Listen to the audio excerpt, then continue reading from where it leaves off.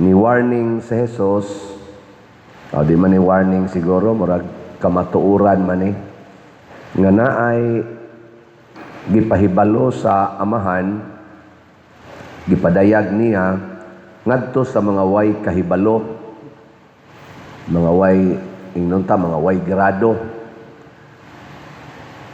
nga iyang gililong kuno sa mga maalamon ug sa mga makinaadmanon. Sa atong nasod karon, kinsa may matawag natong way kahibalo, ang common in relation sa ato lang Philippine Constitution, kinsa may way kahibalo, ang atong mga kabus nga pag-uuma, drivers o mga masakiton, mga kabataan, o ang presidente, ang executive department, legislative department o Supreme Court. Kinsa may way kahibalo, ang mga pobreng mag-uuma, mga masakiton, mga kabataan, mga drivers, mga mangingisda, o ang atong mga elected legislatives, kinsa may way kahibalo in relation sa Philippine Constitution.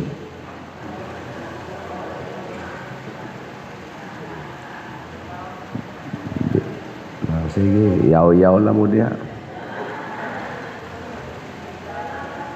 Di na kinahanglang ipangutan na matod pa sa kana bang adba nga mo ingon, kailangan pa bang i-memorize yan?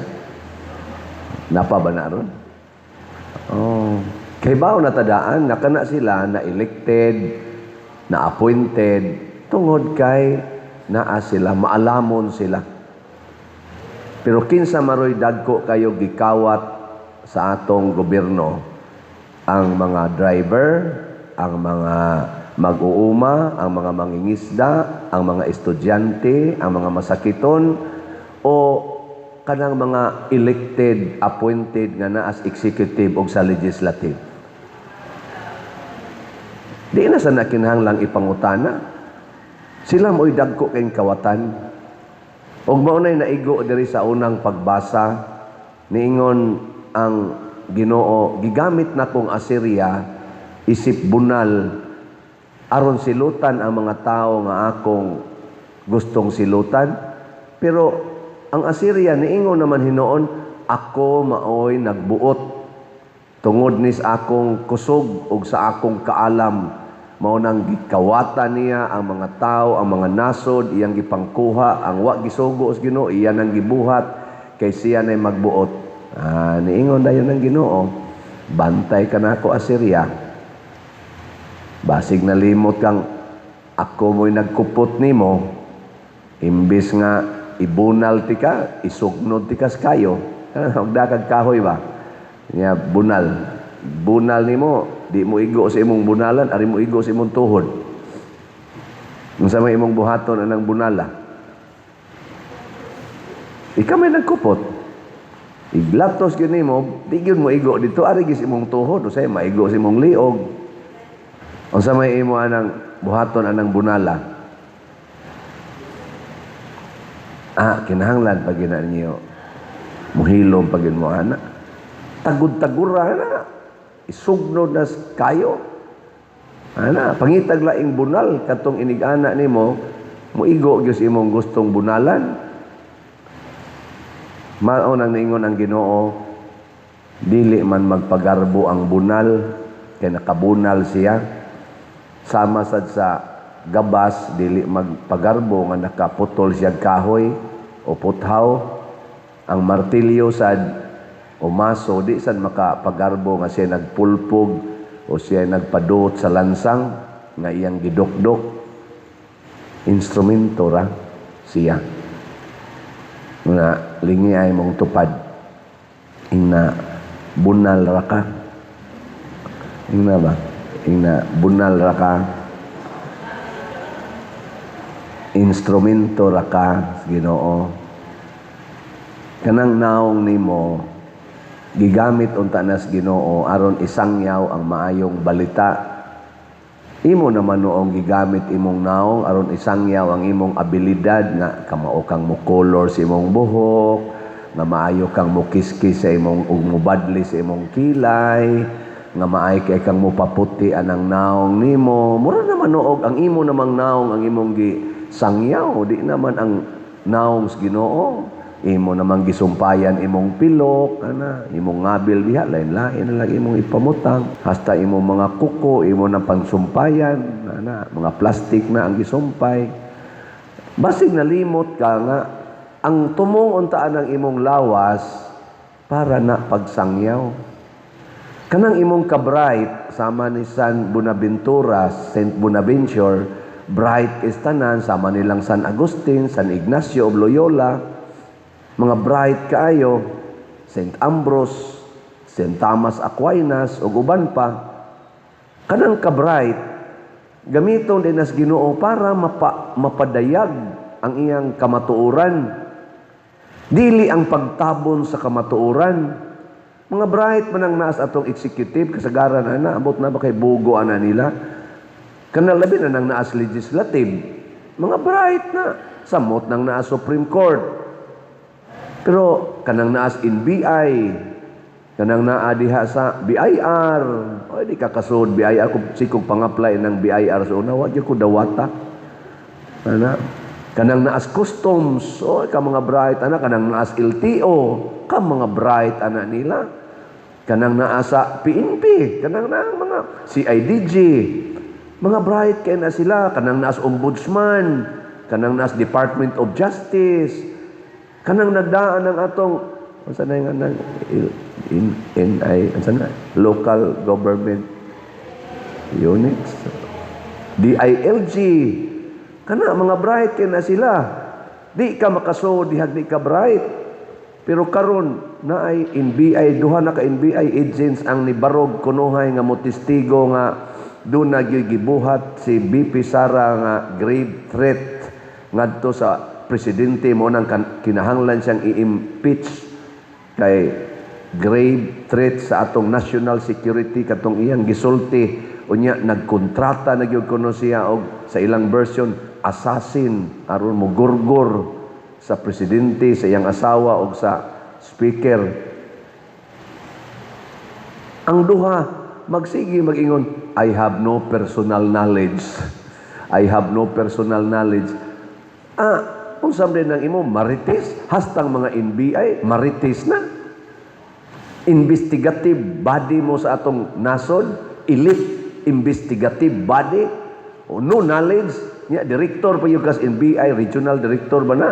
O unsa ka head ka sa department sa pag-investigate. Niya, no knowledge na di mong isultid to Senate, magkasayop-sayop pang ilang gibuhat ng affidavit, topographical error ko no, di ka to grave error, kadanghag, nagbinogo tungod kay bisag bright nagbinogo tungod kay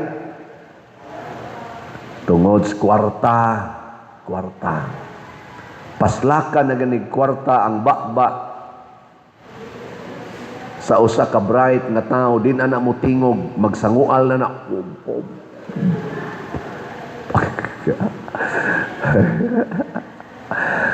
paslakan na kwarta. Asa pa na makasultis tinuod sangual. Kana imong tupad o paslaki nagkwarta. Niya pangutan ing na saman musulti kas tinuod lingo na. Kanang mata oy alihan lang nagmalita nga kwarta or binandol nga kwarta na di na mo tan-aw sa angay tan-awon. Mabuta mo nang ningon ang Ginoo ay kumpiyansa kay nagtan-aw ko na diri sa atong salmo na mari diri nindot kay instansa nga amot na minaw sa kamo salmo sa atong salmo ningon man to ang Ginoo dili mo biya sa iyang lungsod manay nana pero na ako mo ingon mga tao ato di yatak-yatakan iyang lungsod ato ning daog-daogon kay wa maminaw ang Ginoo. Ningon dayon, ningon ang Ginoo diri Siya nga naghimo sa dunggan, dili ba makadungog? Siya nga nagbuhat sa mata, dili ba makakita? Oh, siya maging nagbuhat ana, di na hinon siya kadungog. Lilingay mong tupad. Yung nakita gyud sa Ginoo nga naa kay 200 pesos. Tingnan ba, ang Ginoo nakakita ana nga naa kay 200 pesos. Unya ang tumbong anang 200 pesos nimo karon unsa man? Ipalit og slot. Adi di ay raffle ticket kay kutob ra ni karong July 25. Nya kay di man ani mo ipalit kay imo gyud ang tigomon kay imo gyud na basin og isugnod kas kayo. Ingnon sa natong mga naas executive ug sa legislative ug naa sa DPWH, kanang naa sa mga LTO, BIR, naas PhilHealth, nga ni-appeal anang kawat, naas DepEd, nga ni-kapil anang kawat, nga dagko kay trillions nga ang gikawat nila for this past mga 4 years. Ato sa silang ingnon, nga inyo tingaling mailad ang mga ubos nga mga katawhan. Inyo tingaliming mailad, inyo tingaliming makunuhay mabula-bula, anang inyo mga maayo kayong pagtabi diha, kada mga binutang-butang ninyo mga kaso sa inyo mga kaatbang sa politika para di na sila magtingog against ninyo. Pero ang Ginoo nakakita nga nidawat kag malita, nga nidawat kag envelope, nga nidawat ka og bag nga gisudlag basura ug imong gibutang sa imong tipiganan ang basura, mao na ang imong naong karon basura. Bisag asa ka maglakaw-lakaw, tan-aw sa mga tao nimo luod na kay ka, muadto kag Canada, siyagita na ka sa atong mga kapwa Pilipino na pagmigapon, luod na kay ka, kay magnanakaw ka, magnanakaw. Luod na kay kagnaw nga bisag unsa pa imong isulti, ang comment diha social media pulos na gyud negative or 99% negative. Ang imo na lang mga trolls mo ingon nimo nga positive. Nga bisan pag magsorbita gikan sa negative 15 nahimo na rong negative 27. Luod kay mong mga naong. Nya nagpakaron ingno na lang kang wa makit pero nakit-an na ka. Mao na kinsa ninyo dinhi ang dunay 200 pesos. Tasa ka mo. Nas inyong balay batis yung balay na 200 pesos. Sige isa. Di mo isa paputol na inyong kamotron. Ang ato ding pagpanawat sa raffle tickets para sa mga aktual nga mopalit og ticket, kutob ni sa alas 7 gabi sa July 25. Ako lang ning klarohon na. Para sa mga online parishioners katong mo agi sa GCash, puno na din akong GCash karon, dili na mo makapasulod sa akong GCash. Ang kanina lang ubang GCash accounts mo igamita. Unya, ang mo agi sa GCash, mo agi sa kwarta padala, iagi aning atong bangko, kutobra ang atong pagpanawat sa July 22. Kaya mo pa man ang i-process para among ma-send ninyo ang tickets. Amo pa nang basahon dito, i-check pa na nato sa bangko, claimon pa na namo, niya ipadala ninyo ang ticket. So ang atong deadline sa inyong pagpamalit online, July 22. Nyagdigay mo mapadadaan og ticket, paningla. Pero na mo ihatag July 23, 24 ug 25 ug di na mi kapadala og ticket, isipan na lang nga donasyon na to sa atong parokya. Kaya na masaroy daghang nang donate. Na magani nang donate og tag 20,000, ay tag 50,000 nga moingon ra ay lang nabutang ig ticket pa der.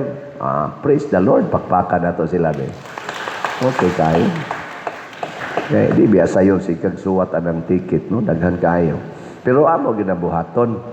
So muna, ayaw di ta magpakaroon ingnon nga ang Ginoo wa magtan-aw nato. Kaysa atong tubag sa Salmo, ang Ginoo dili mo biya sa iyang lungsod. Silutan gid niya ang mga taong nagpaka-Ginoo. Muna si San Buenaventura, ang iyang kabright gigamit niya pagpatinaw sa presensya sa Ginoo sa atong kinabuhi. Muna nga kanindot unta kon kitang mga katawhan di isad ta mobiya sa Ginoo, kay inigamit niya nato iyang pakauwawan ang mga maalamon. Bisan gani ang atong Philippine Constitution mitahod gyud sa katawhan, taong bayan. Mo na ang atong Philippine Constitution moingon gyud na siya, the government emanates from the people and for the people. We, sa ito ng atong preamble, we, the sovereign Filipino people. So people ang maoy basihan sa atong panggobyerno. Kana sila dihang na naglingkod, mga instrumento raunta na sila sa Filipino people. Pero kung di na sila mubuhat para sa kaayuhan sa atong katawhan in general, ang ilan ng kaugalingon, ang ilang tagaan, ang ilang mga kabuang karon, silutan gyud sila sa Ginoo. Silutan gyud. Hapit na moabot ang ilang silot. Baga na kay sila gnaong tungod anang ilang pangawat sa kwarta. Imagine mga igsuon, akong gisearch sa AI kay naam sa ko'y magdunggan social media nga moingon kini kunong impeachment sa atong vice presidente 92 days ni nasa moingon musubra pa kay ang usa ka witness unta ang ilang budget usa ka witness kada hearing, karon ay usa ka witness nga moabot og 2 ka adlaw nilang hearing. So posibleng mulapas pa sa 92 days. Kada adlaw nay moingon 50 million ang ilang gasto. Nasa moingon og 70 million. Akong gisearch sa AI. Namoy AI diha. Google ba? Kay usahay manggon mo. Anhin lang tas Google. Kay more man ni siya sa recorded. Di gibutang dire, the Philippine Senate spends roughly 25 million per day. 92 days of impeachment equals to 2.3 billion for hearing a 125 million improperly liquidated nga confidential fund sa BP Presidente. 2.3 billion roughly ang ilang ma-spend hearing aron kuno mapanagot ang Vice Presidente sa 125 million na confidential fund.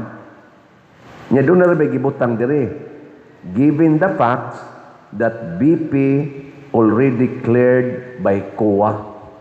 Gusto sa Congress nga ma-impeach ang Vice Presidente tungod sa 125 million confidential fund nga improperly liquidated. Pero sa COA nga mao gyud official arm nato to audit sa mga expenditure sa gobyerno, gi-cleared na ang Vice Presidente gani gasunod-sunod kada tuig 2023, 24, 25 nga positive ang comment sa COA. Pasabot nakapasar sila sa audit sa COA ang Office of the Vice President. Unya mo spend pagitag 2.3 billion more or less para lang aning maong confidential fund.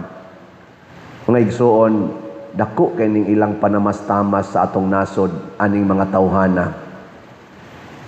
Ug unsa may tinuod nga nawa sa atong nasod, ang budget sa confidential fund, budget sa PhilHealth, budget atong program fund nga gibalhin sa program fund, kadtong 25 tons nato kuno nga gold nga gibaligya nga wa nay kwenta karon. Ang budget sa education nga tag 1 trillion hapit kada tuig ang budget nga nawa lang hastang mga atong mga classrooms wa na diha ug uban pa. Trillions ang nawa wa na hisguti karon gitabunan sa 125 million nga ilang gihimo-himo nga kaso, dili ka ni sila paninglan sa Ginoo ani, naglisod na tag maayo karon. Mga tao, kita mao ang gobyerno, kita mao ang panalipdan sa Ginoo. Kamo dihang naas executive, legislative ug unsa na ang mga departments nga nangawat pagbantay in taon mo, pag-usab na mo aron dili mo isugnod sa dakong silot.